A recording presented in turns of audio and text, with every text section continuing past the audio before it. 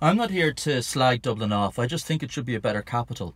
It's got some very nice parts to it. The Georgian streets are lovely, and the residential suburbs along the coast, they're really nice places to live. But if I want to show a visitor our national parliament, this is it right here. It's a nice old building, but it's not very exceptional, and it doesn't feel like it's the home of democracy. If I go to the National Museum, it's another nice building. It's almost identical to the National Library, but it too is kind of lost in the Dáil complex. Unless we go to the other branch of it, at the opposite end of town, which doesn't even feel like it's part of the city.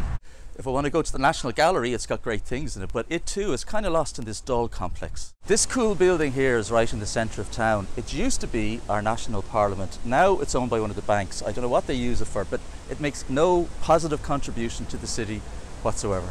Stephen's Green used to be a beautiful square, and it could be a beautiful square again. It's just that they use one part of it as a tram terminus. Now all of that stuff should be underground, which is what we should have done in the first place, because sometimes you just have to take the necessary decisions and not just take the easy options.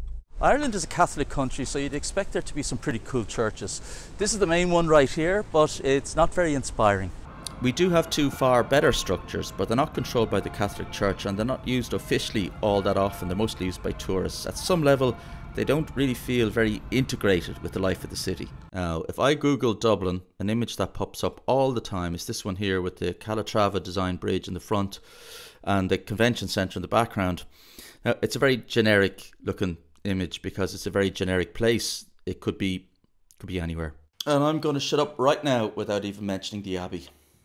In other cities, they have the running of the bulls, they have a palio, they throw tomatoes, they celebrate Mozart, they wear carnival masks, they jump over babies, and they dress up as rockabillys, and they generally just make life feel like it's worth the living.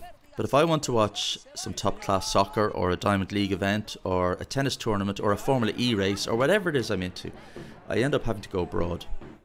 Cities are more than just selling a lot of coffee. They're a complex network of systems, political, cultural, infrastructural. You have to be able to run underground trains and children's hospitals and special events. And capital cities in particular have to be able to handle this level of complexity.